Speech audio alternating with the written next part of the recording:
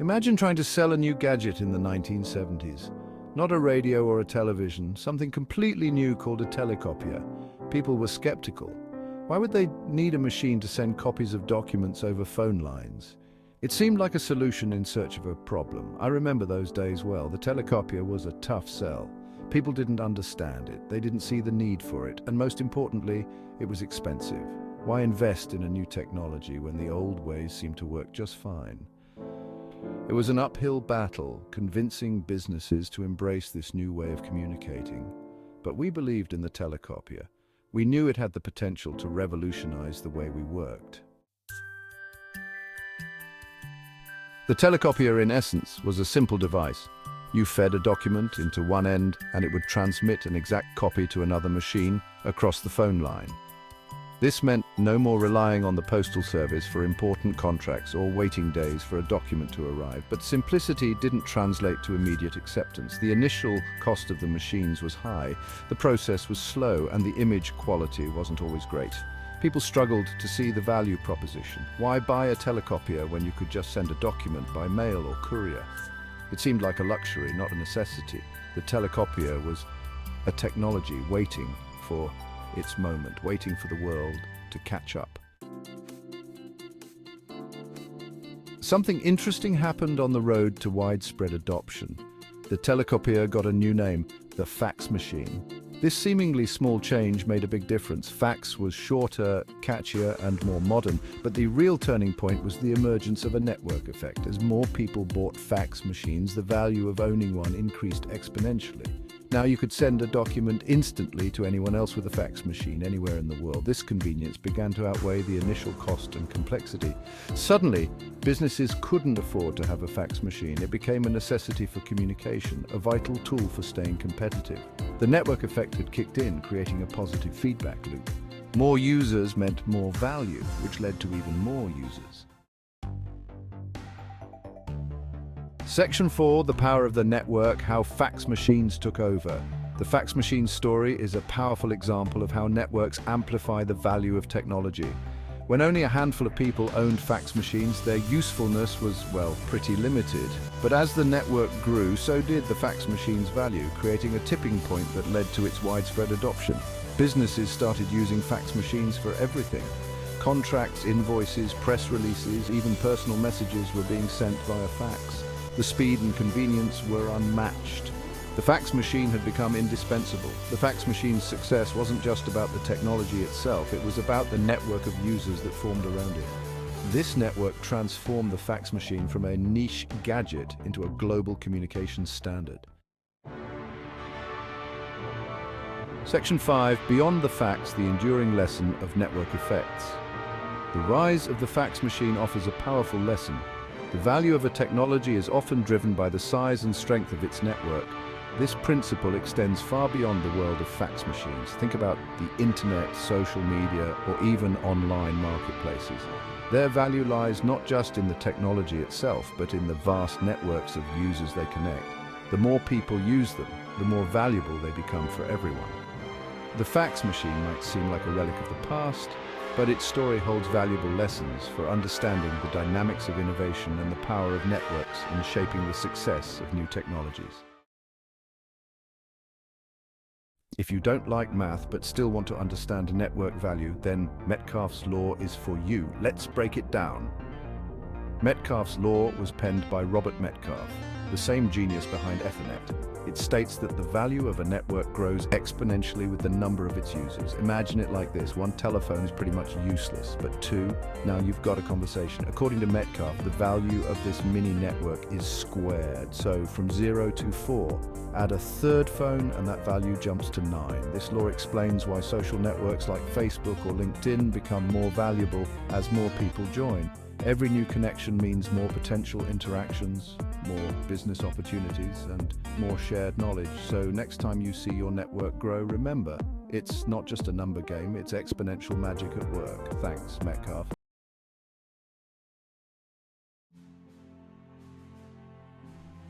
John Wayne, the iconic American actor, embodied a certain kind of masculinity. He was the rugged individualist, the lone cowboy, the man who took on the world on his own terms. This image of the self-reliant hero resonated deeply with American audiences, particularly in the post-World War II era. Wayne's characters were strong and silent, capable of handling any challenge with grit and determination. They were a symbol of American resilience and self-sufficiency. This image of the lone wolf, however, wasn't confined to the silver screen. It seeped into the American psyche, influencing perceptions of success in various fields, including business. The John Wayne businessman was a go-getter, a risk-taker who wasn't afraid to buck the system and forge his own path. He relied on his instincts, his hard work, and his unwavering belief in himself. This image of the solitary entrepreneur was further reinforced by the media of the time. Television shows and movies often depicted businessmen as lone wolves making decisions in smoke-filled rooms and taking big gambles that paid off handsomely. The John Wayne businessman, however, is a relic of a bygone era. The business world has changed dramatically, and the lone wolf approach, while still romanticized, is no longer a recipe for success. The business landscape of the 1950s was vastly different from what it is today. The world was less interconnected, technology was less advanced, and competition was often more local than global. In this environment, the John Wayne businessman could thrive. He could rely on his gut instincts and his knowledge of the local market to make decisions. Today, the business world is characterized by rapid technological advancements, globalization, and intense competition. Businesses are no longer confined by geographical boundaries, and they operate in a complex web of interconnected networks. To succeed in this environment, businesses need to be agile, adaptable, and innovative. The lone wolf approach is ill-suited to this new reality. Businesses today need leaders who understand the importance of collaboration, who can build strong teams, and who can leverage the power of networks. The most successful businesses are those that can bring together diverse perspectives, foster a culture of innovation, and adapt quickly to changing market conditions. Despite the changing business landscape, the myth of the lone wolf entrepreneur persists. This is partly due to the romanticized image of the self-made man, a staple of American culture. We are drawn to stories of individuals who overcame adversity and achieved success through sheer grit and determination. This mindset is further reinforced by the way success is often portrayed. We hear about the Steve Jobs and Elon Musks of the world, the visionary leaders who seem to single-handedly disrupt industries and change the world. However, what we often don't see is the vast network of talented individuals and teams that contribute to their success. The reality is that even the most successful entrepreneurs and business leaders rarely achieve their success alone. They rely on teams of talented individuals, on mentors and advisors, and on a network of partners and collaborators. Section 4. Business Quadrants, a New Perspective. To better understand the shift from the lone wolf to the collaborative leader, it's helpful to look at the concept of business quadrants. This model, popularized in my book Rich Dad, Poor Dad, categorizes individuals based on their primary source of income, E quadrant, employee. These individuals trade their time for money, working for someone else. S quadrant, self-employed or small business owner. These individuals are their own bosses, but often find themselves working long hours and wearing many hats. B quadrant, business owner. These individuals own systems or businesses that generate income, allowing them to leverage the efforts of others. I quadrant, investor. These individuals make their money work for them, investing in assets that generate passive income. The John Wayne businessman, with his emphasis on self-reliance and going it alone, would typically fall into the S quadrant. He is the skilled professional, the consultant, or the small business owner who is good at what he does, but often finds himself working long hours and trading time for money. Section 5. The Power of the B Quadrant. The B Quadrant represents a shift from the lone wolf mentality to a more collaborative approach to business. B Quadrant entrepreneurs understand that building a successful business requires more than just hard work and individual talent. It requires building systems, creating teams, and leveraging the power of networks. The B Quadrant is about creating something bigger than yourself, a business that can thrive even without your direct involvement. This requires delegating tasks, building strong teams, and fostering a culture of collaboration.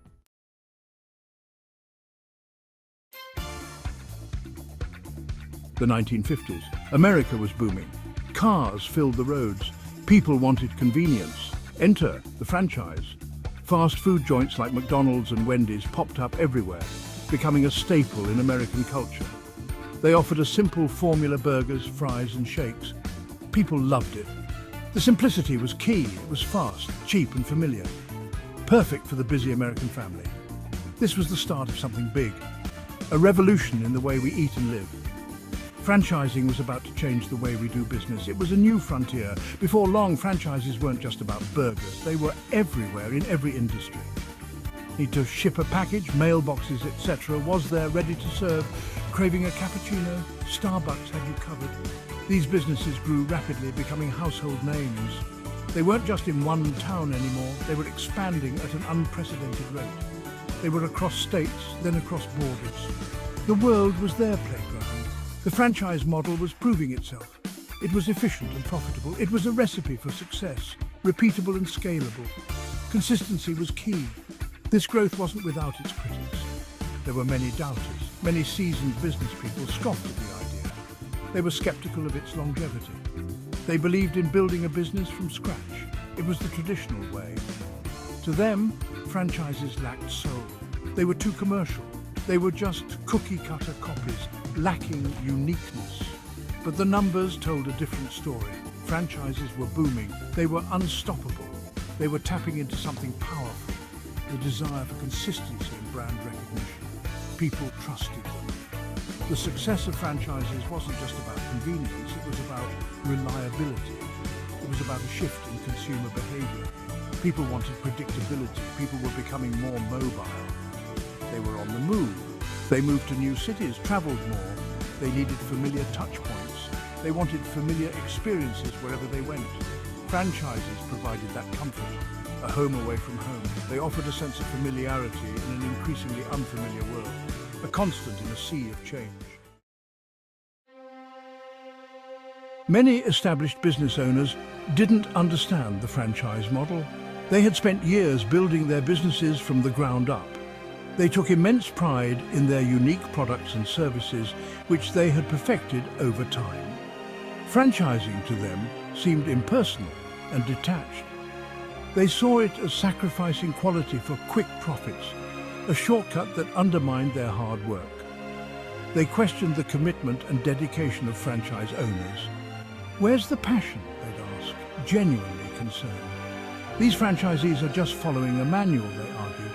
They argued that true success came from innovation and personal touch, not from a preset formula. Franchises in their eyes were stifling creativity and originality. They feared a future dominated by bland, identical businesses, lacking any unique character. What they failed to see was the system itself and its potential. Franchising wasn't about stifling creativity. It was about harnessing it and scaling it. It provided a proven model for success, a blueprint that had been tested and refined. It gave aspiring entrepreneurs a head start, a chance to succeed with support. Franchises offered training, support and brand recognition, which were crucial for new business owners. These were invaluable resources that independent businesses often lacked, making a significant difference.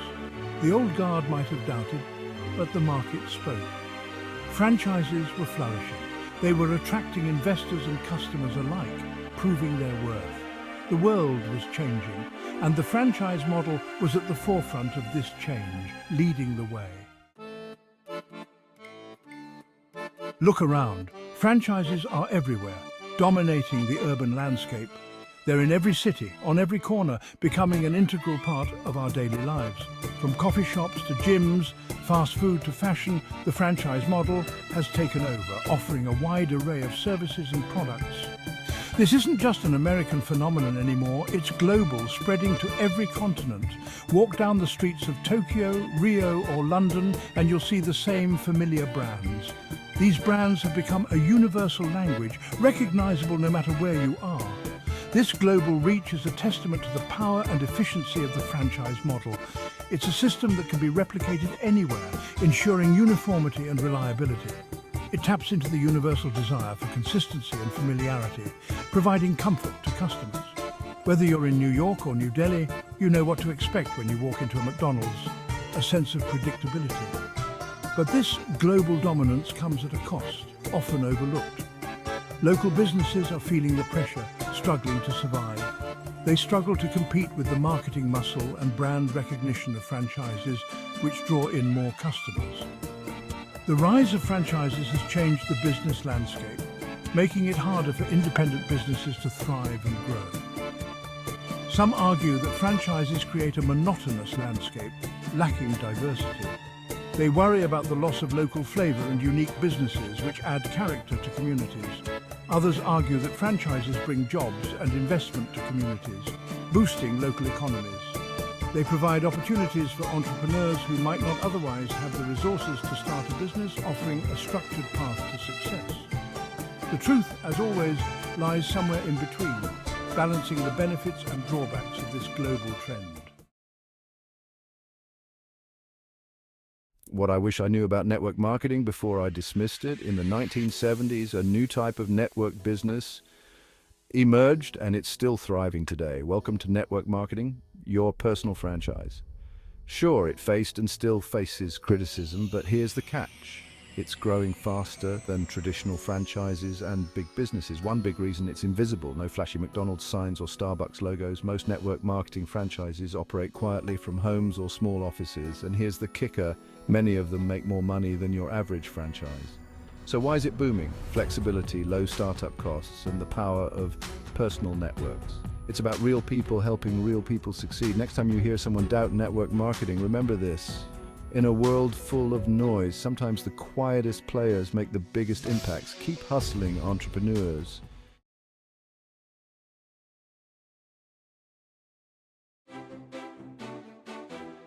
Hey there, entrepreneurs!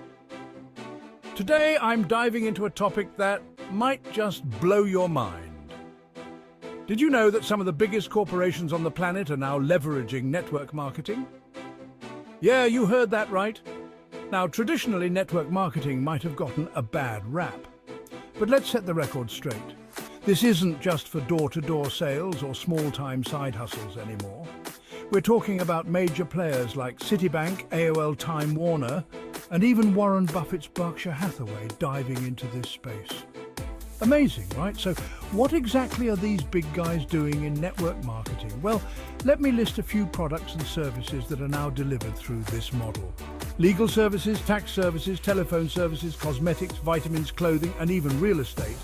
Yeah, network marketing is a whole new ballgame now. When I first heard about this, I was skeptical. I mean, network marketing used to be something people criticized, right? But then I opened my mind. And guess what? The more I learned, the more I saw the power of this business model. The real game changer here is Metcalfe's law. Now, for those who don't know, Metcalfe's law states that the value of a network is proportional to the square of the number of its users. In simple terms, the more people involved, the more valuable the network becomes. Think about it. The more people who join a network, the more connections, and the more opportunities there are for business growth. It's exponential. And that's why these major corporations are jumping on board. But here's the kicker. One of the primary reasons network marketing works so well for these giants is because it's essentially a virtual business. It's invisible, but its impact is very real. While traditional businesses might focus on physical presence, network marketing leverages the power of connections and the internet. So if you're an entrepreneur looking to scale your business, it might be time to rethink your strategies. Learn from the big guys. They're not just dabbling in network marketing, they're integrating it into their core operations. In conclusion, don't let outdated perceptions hold you back. Network marketing is evolving and it's here to stay. If billion-dollar companies see its potential, maybe it's time you did too. That's it for today. Smash that like button if you found this insightful. And don't forget to subscribe for more entrepreneurial tips and insights. Until next time, keep hustling and stay curious. Listen up, entrepreneurs. If you're ready to take your network marketing game to the next level, you need to know about Metcalfe's law. Imagine this. You're not just growing your business, you're multiplying its value exponentially. Here's the deal. Metcalfe's law says the value of a network grows as the square of the number of its users. So, if you bring in just one person, you double your impact. Bring in 2 more, and bam, your network's value jumps from 4 to 9. It's like a rocket taking off for the moon. Instead of adding value linearly, you're creating an exponential explosion. That's the magic of network marketing. Think about this. If 10 people each bring in 10 more, your network's value doesn't just grow, it explodes. So, get out there, connect, and clone yourself. It's not just about working harder, but smarter, multiplying your efforts through the power of Metcalfe's law. Ready to harness this power? Let's skyrocket your network marketing business together. Want to turn your entrepreneurial dreams into reality without breaking the bank? Let me show you how network marketing can change your life. Instead of spending millions on traditional business models, imagine diving into a venture that's cost-effective and bursting with potential. Network marketing is a game changer for entrepreneurs. With low startup costs and top-notch training programs, it's never been easier to get started.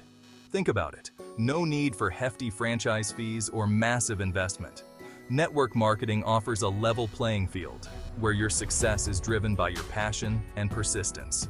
It's a business model that's exploding worldwide, tapping into the power of personal connections and digital reach. Open your mind and see the opportunity that lies ahead. No flashy signs, no huge overheads, just genuine potential for growth and financial freedom. So are you ready to embrace a smarter way to build your future? Network marketing, the idea whose time has come. Let's do this. Stuck in the industrial age mindset? It's time for an upgrade. Welcome to the future with network marketing. The world is shifting, big time. The industrial age, with its factories and rigid job security, is fading. We're now in the information age, where knowledge is power and information is the new currency. Look at giants like General Electric. They thrived on land, factories, and employees. But now, network marketing is the real game changer. Unlike traditional businesses, network marketing leverages information, not physical assets. Remember being told to get good grades and a secure job? That's industrial age thinking. Job security and pensions? They're relics of the past. Today, we need new strategies for financial security. Enter network marketing, a dynamic, flexible way to take control of your financial future. With network marketing, you're not just surviving, you're thriving. It's a growing industry offering real opportunities for those ready to embrace the future. So, why wait? Step into the information age and take charge of your destiny with network marketing. If your success feels stuck, it might be time to leverage the incredible power of networks. Imagine this. You're a young, ambitious entrepreneur with a shiny new fax machine. But there's a catch. No one else has one. Selling it is a nightmare. Now fast forward. The more fax machines out there, the easier the sale. That's Metcalfe's law in action. The value of a network grows exponentially with each new member. Now think about network marketing. A few years ago, it was the underdog, misunderstood and underestimated. Today, even major corporations have jumped on the bandwagon. Here's the kicker. The more people join, the more powerful the network becomes. So when your friends or co-workers are skeptical, remember this. Just because they can't see the opportunity doesn't mean it's not there. Open your mind, embrace the power of networks and say, I want the power of networks working for me. Because in today's world, network marketing isn't just relevant, it's the future. Let Metcalfe's law guide you to success.